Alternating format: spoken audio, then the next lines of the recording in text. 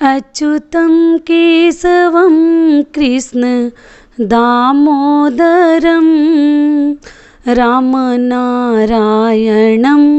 जानकीवल्लभं रामनारायणं जानकीवल्लभं। कौन कहता है भगवान आते नहीं, तुम मीरा के जैसे बुलाते नहीं, तुम मीरा के जैसे बुलाते नहीं। नमस्कार दोस्तों, मैं हूं ममता तिवारी और आप सभी का स्वागत करती हूं मेरी चैनल ममता वेज में। कैसे हैं आप सब? तो ये बताने के लिए कमेंट बॉक्स में जय माता दी अवश्य लिखिए।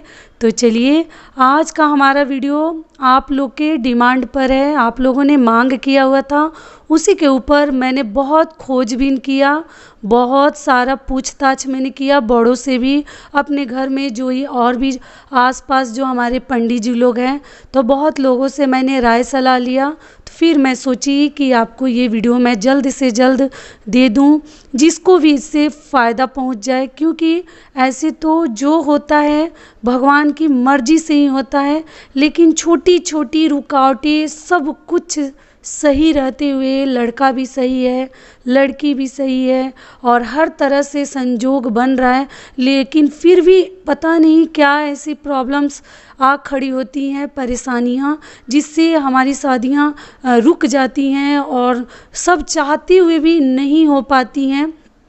इसलिए मैंने सोचा कि आपको मैं जल्द से जल्द ये उपाय बता दूं, क्योंकि बहुत सारे मेरे भाइयों के भी, लड़कों के भी मेरे पास कमेंट आते हैं कि आप बस बहनों के लिए ही बता रही हैं, कुछ भाइयों के लिए भी तो उपाय बता दीजिए। तो इसलिए मैंने सोचा कि चलो अपने भाइयों के लिए भी उपाय बता देती हूँ। और एक छोटा सा उपाय है और सभी लड़कियों के लिए भी मैं बता देती हूँ, इसको ज़रूर कर लेना। कौन जानता है कौन सा उपाय आपको सह जाए, आपके लिए लक्की हो जाए। तो एक पौधे को लेकर है, बिल्कुल साधारण सिंपल उपाय है। तो इन सभी महत्वपूर्ण बातों को हम इस वीडियो में जानेंगे, तो आप बने रहिए मेरे साथ मेरे चैनल पे। और अगर वीडियो पसंद आता है तो प्लीज़ आप मेरे चैनल को सब्सक्राइब कर लीजिए, बेल आइकन को प्रेस कर दीजिए, जिससे मेरे वीडियो के नए नोटिफिकेशन आप तक सबसे पहले पहुँचे। तो चलिए शुरू करते हैं। तो सबसे पहली बात है कि देखिए, जितने भी मेरे भाई हैं, सब चाहते हुए हर चीज़ सही रहते हुए शादियां उनकी नहीं हो पा रही हैं, तो उनके लिए मैं सबसे पहले बता देती हूँ। मैंने जो एक गुरुवार का मैं उपाय बताई हुई हूँ कि ऐसे गुरुवार के दिन आपको हल्दी लेकर और केले के पेड़ के नीचे आपको उसको दबा देना है, गाड़ देना है ज़मीन के अंदर, और वहाँ पर थोड़ा सा जल दे दीजिए हल्दी मिला हुआ, और वहाँ से थोड़ा सा जड़ लेकर केले का और अपने हाथ में बांधना था। तो उस तरीके से करना है। तो मैं लड़कियों के लिए एक्चुअली मैं ये बताई थी नियम, लेकिन ये अगर आप चाहें तो मैं पूछी हूँ, कई आदमी से मैंने राय लिया, तो अगर आप चाहें तो लड़के भी इसको कर सकते हैं। गुरुवार के दिन ही करना है। अगर लड़के नहीं कर पा रहे हैं, कहीं दूर हैं, तो उनकी माँ भी कर सकती हैं। लेकिन लड़के की जब माँ करेगी तो बांधेगी कैसे? तो माँ को सिर्फ हल्दी को ज़मीन में ही दबा देना है। और अगर लड़के से करवा रही हैं तो लड़के को आपको दाहिने हाथ में बांधना है, लड़की को बाएं हाथ में बांधना है जड़ को, और लड़के को दाहिने हाथ में, क्योंकि लड़का का दाहिना तरफ शुभ होता है और लड़कियों का बायां तरफ का शुभ होता है। तो इसलिए लड़कों को दाहिने हाथ में बांध कर रखना है और लड़की को बाएं में। तो आशा करती हूँ कि समझ में आपको आ रहा होगा। और कच्चा हल्दी नहीं लेना है। आप लोग पूछते हैं कि कच्चा हल्दी से कर ले, तो नहीं, गांठ चाहिए जो सूखी हल्दी आती है, और रक्षा सूत्र में उसको अच्छे से लपेट कर कवर कर लेना है। मैं कई वीडियोज में ये नियम बता चुकी हूँ, तो थोड़ा सा आप चेकआउट करिएगा कि कैसे करना है। तो उसको अच्छे से कवर करके फिर मिट्टी में उसको दबा देना है केले के जड़ के पास, और वहीं से जड़ को लेना है। फिर इस वीडियो में भी थोड़ा सा मैं डाउट क्लियर कर दे रही हूँ कि आपको आसानी होगा। लेकिन लड़की है तो लड़की को अपने हाथों से करना है, क्योंकि लड़की को अपने हाथ से करना ज़्यादा शुभ है। अगर लड़का पास में है, केले का पेड़ है, तो लड़के के ही हाथ से करवा लीजिए। लड़का नहीं है तो ठीक है, माँ भी लड़के के लिए कर सकती है, क्योंकि जब तक शादी नहीं होती है तो लड़का अपने माँ के हर धर्म से आगे बढ़ता है। तो इसीलिए माँ भी ये कार्य कर सकती हैं, लेकिन लड़कियाँ खुद से करें तो ज़्यादा बेहतर है।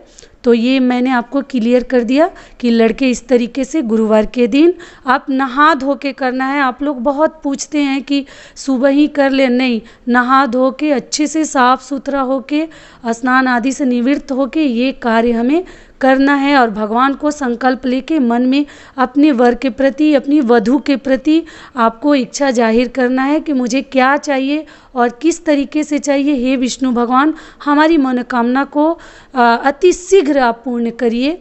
तो ये हो गया, मैंने बता दिया आपको। मुझे आशा है कि आपको ये बात पूरी तरह क्लियर हो गया।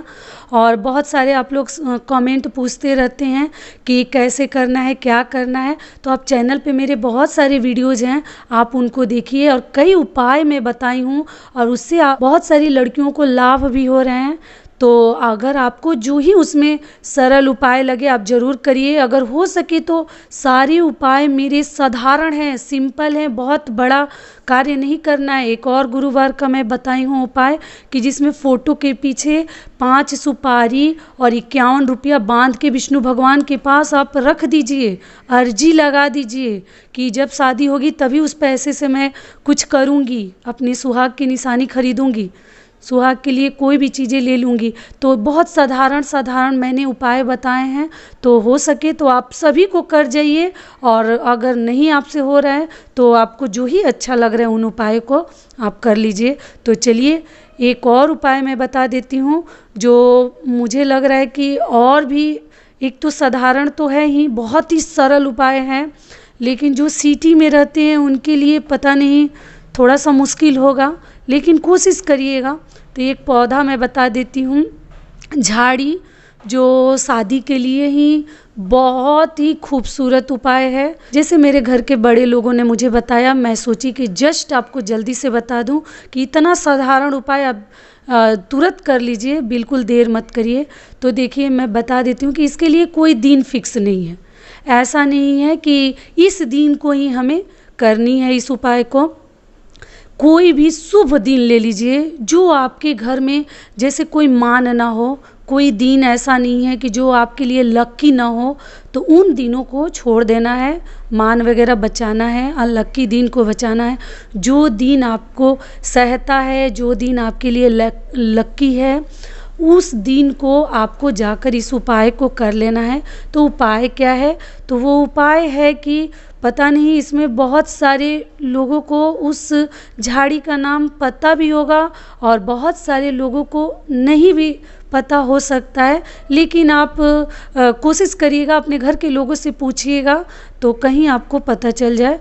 तो उस झाड़ी का नाम है मूज।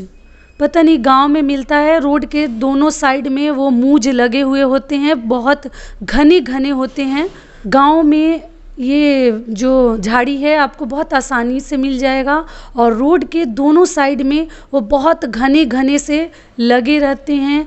और उसी मूज को, उसके कई नाम हैं, मूज नाम है, उसको खर भी बोला जाता है, कई राज्यों में और भी अलग अलग नाम होंगे, लेकिन हमारे तरफ उसको मूज बोला जाता है, जिससे बहुत सारी चीज़ें, वस्तुएं बनाई जाती हैं। झाड़ू बनाया जाता है, और ये छोटे छोटे बास्केट उससे बनाए जाते हैं मूज से, और भी कई सारे कार्य में वो काम में आता है। जब हमारे तरफ शादी होती है तो माड़ों में भी उसको लगाया जाता है। जब माड़ो, मंडप तैयार किया जाता है, उसको माड़ो या मंडप बोला जाता है, जिसमें लड़की लड़कों की शादी होती है, तो उसमें भी उसको कार्य में लाया जाता है। तो उस मूज को आपको किसी भी शुभ दिन पर, मैं देखिए यहाँ फ़ोटो भी लगा देती हूँ, जिससे कि आपको आसानी होगा पहचानने में कि ये कौन सा पौधा है। और आप देखिएगा, मुझे नहीं लगता कि जो सिटी में है उनको इतना आसानी से मिलेगा, लेकिन कोशिश करिएगा, अगर कहीं मिलता है तो आप जाकर उस दिन उसको बांधना है, दोनों तरफ से पौधे को पकड़ लेना है, झाड़ी को एक एक मुट्ठी दोनों तरफ से पकड़ लीजिए, या जितना जैसे इधर से 10 पत्ते और इधर से 10 पत्ते और आपस में मिलाकर उसको अच्छे से बांध देना है। 5 बार बांध दीजिए या 7 बार बांध दीजिए, दोनों जो नंबर हैं बहुत ही शुभ हैं, लेकिन 1 बार नहीं बांधना है, तो उससे आगे 3 बार नहीं बांधना है, लेकिन 5 और 7 बार कोई भी कार्य शुभ होता है या 11 भी होता है, तो आप उस तरीके से दोनों तरफ से पत्तों को पकड़कर और आपस में उनको बांध दीजिए। बहुत ही साधारण है, अगर जिसको ये पत्ते मिल जाएं, ये झाड़ी मिल जाए तो आप ज़रूर करके आइए। मैं सभी से रिक्वेस्ट करती हूँ। और ये जो नियम है इसको लड़के और लड़कियाँ दोनों के लिए है। लड़कों के लिए अगर लड़के अपने हाथ से करें तो और भी अच्छा है, शुभ है। अगर लड़के मान लीजिए नहीं कर पाते, कहीं दूर दराज हैं, तो उनकी माँ भी अपने बेटे के लिए कर सकती हैं। लेकिन आप लोग बोलते हैं कि गठबंधन लड़के की माँ कर सकती है लड़की या लड़के के लिए, तो नहीं। एक तो लड़के को गठबंधन वाला नियम करना ही नहीं है, लड़के कैसे करेंगे, लेकिन उनकी माँ भी नहीं कर सकती है और लड़कियों की माँ भी नहीं कर सकती है। गठबंधन सिर्फ उस कन्या को करना है, उस लड़की को करना है जिसकी शादी होने वाली है, जो शादी के लायक है, उसी लड़की को, उसी कन्या को गठबंधन प्यार से अपने हाथों से करना है। जो महाशिवरात्रि के दिन आप कर सकती हैं।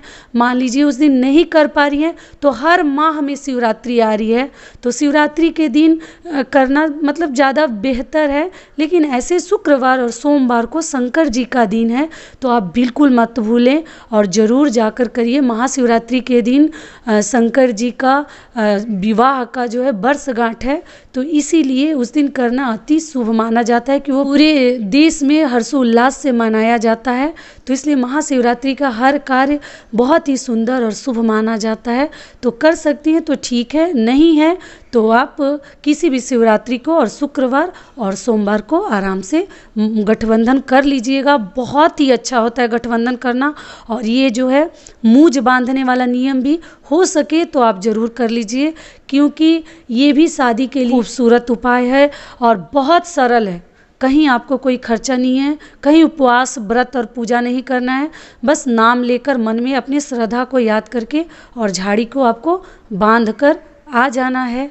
तो आशा करती हूँ कि आपको समझ में आ गया है। और पार्वती जी की आप लोग बोलते हैं कि थोड़ा गाइड कर दीजिए कि प्रतिमा कैसे बनेगी। तो देखिए, कोई नियम नहीं है कि आप बहुत खूबसूरत प्रतिमा मिट्टी से बनाएंगे तभी इस पार्वती माता खुश होंगी। आपको जैसा बनाने आता है, जिस तरीके से संरचना कर दीजिएगा, उसमें भगवान का वास आप रूपी आ जाएगा।